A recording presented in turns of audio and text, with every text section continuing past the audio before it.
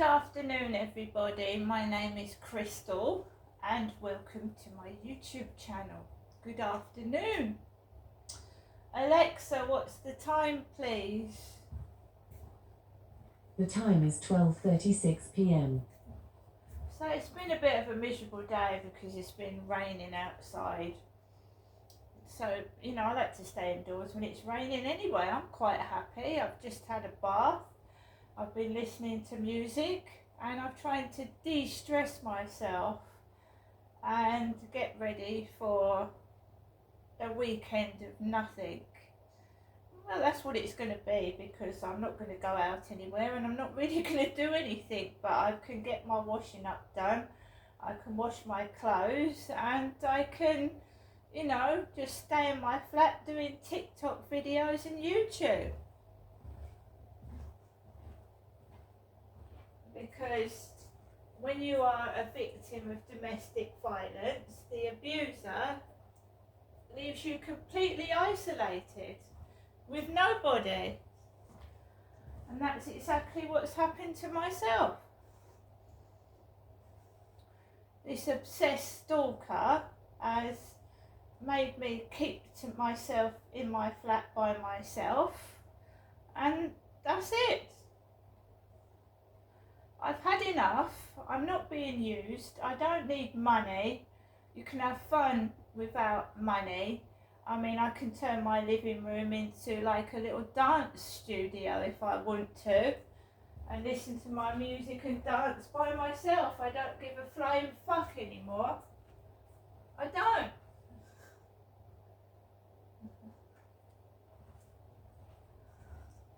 I will not be manipulated and controlled and made fun of. If the perpetrator doesn't like it, they can fuck off. And this song I was listening to, I don't need your money as long as I've got me. I don't need your money, I just wanna be free. I will not be manipulated with money. I will not be played about with and toyed with anymore. And if the perpetrator doesn't like it, fuck off. I've been through hell and back, and so have my kids. They're grown up now. I want justice for all of us. Justice, and I want compensation.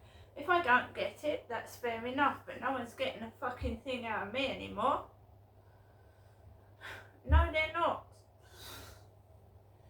So let's go way back to 2005, 6 and 7 when I was living in Gloucestershire, and I was living in a dilapidated house which looked like a replica of inside my mother and my father's house at Victoria Road. It was all dilapidated, holes in the ceiling, holes in the wall, slugs climbing up the wall.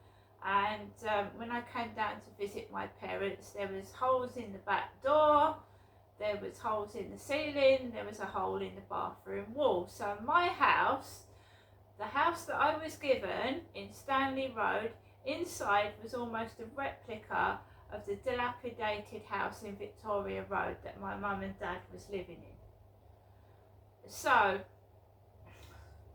I was living in this so-called dilapidated safe house with a young child, right, and at that time he was about 2 years old.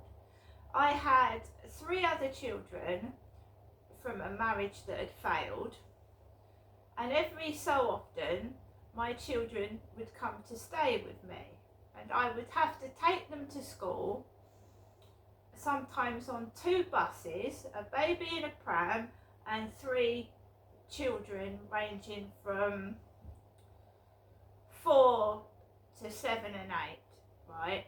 So I had a little toddler in a pram of 2 years old trying to get out the pushchair. I had a little daughter who was about 4 or 5, and I had 2 older boys of 7 and 8. And I had to get those children to school on my benefit, which was for 1 person and 1 baby. not 4 kids, because my ex-partner was getting child benefit for the other 3.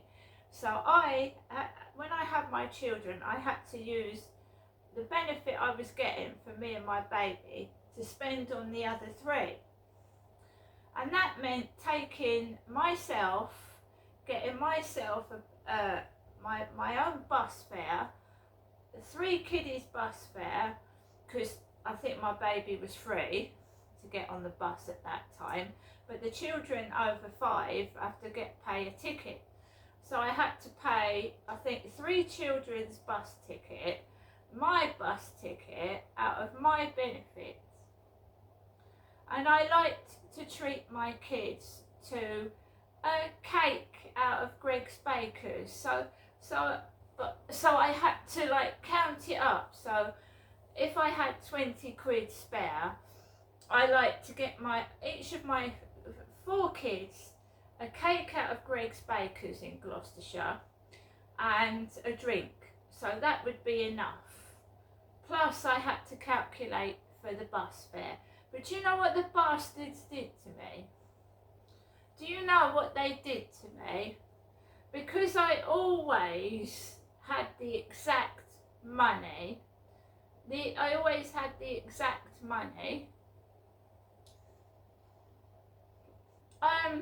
they decided to put the bus fare up the day before I got the bus to take my children to school.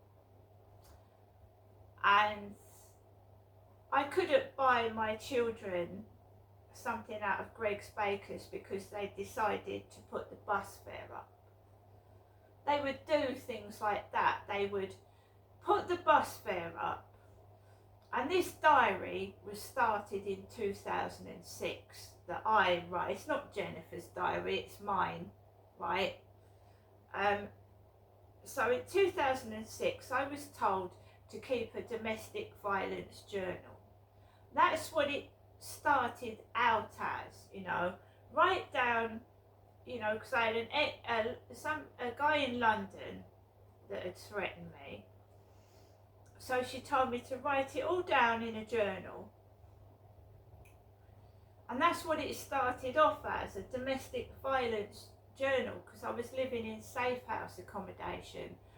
These houses and these flats were move-ons, you know. You start off in a women's refuge and then they try and get you gradually out in your flat, into a flat accommodation with the council.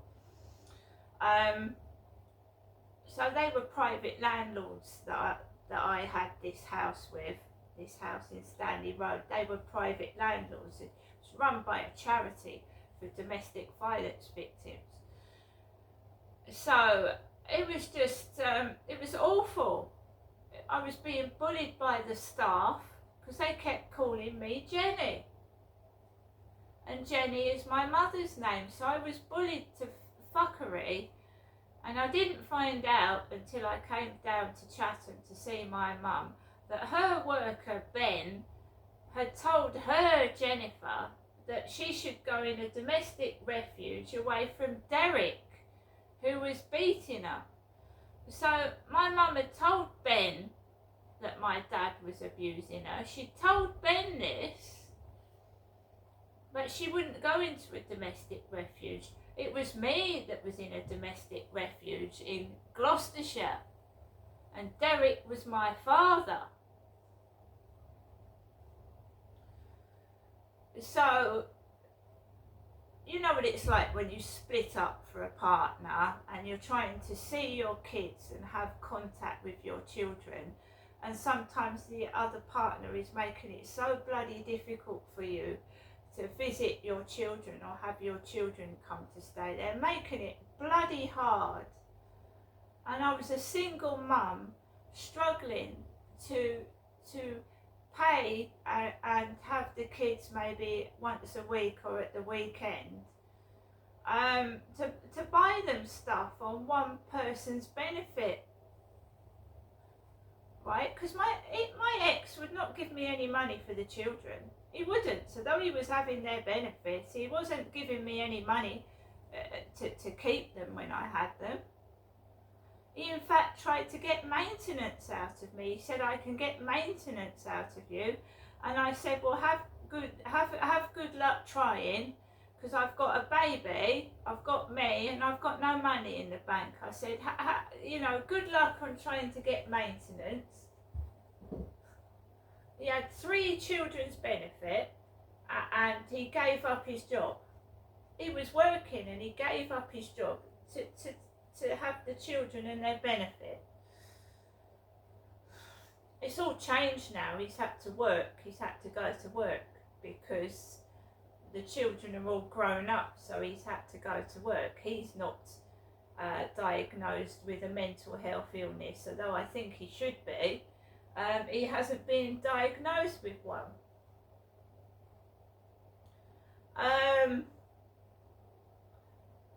So back to the diary, my worker told me to keep a journal about these perpetrators and what they were doing to me. That's how the diary started. And I continued the diary right up till really near this day.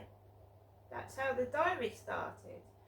And I was living in a flat in Gloucestershire, and my ex used to come round, obviously because I needed to see my children, so he was up and down, telling me where he was taking the children while I was stuck indoors and unable to go anywhere. He was telling me where he was taking the other 3 kids to. And I'd get very upset and I'd get angry. And so, yeah, it was horrible. And one day he happened to be in my flat and he started reading my diary. And he went, oh, you've been writing things about me. And I went, you shouldn't be reading it. We're not together anymore. What are you reading my diary for?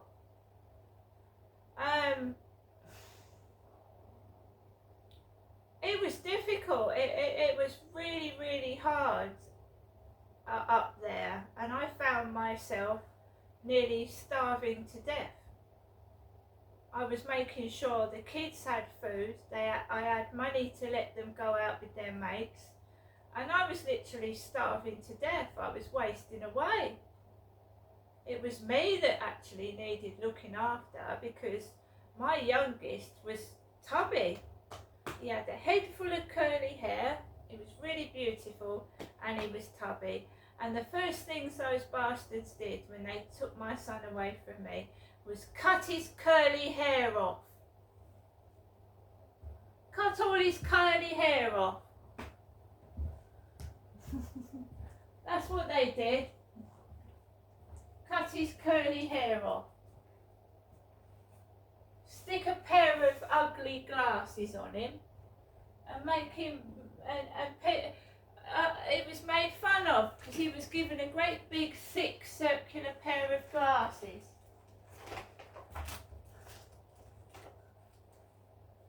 I am sick and tired of me and my kids, etc., being made fun of.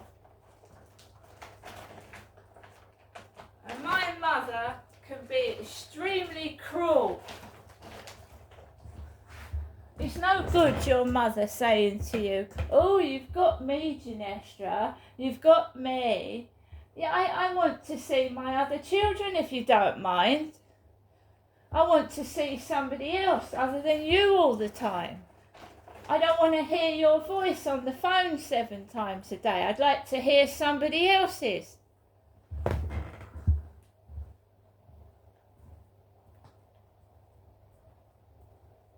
It's getting beyond a fucking joke, this is. It's getting beyond a fucking joke. And I want to know the truth.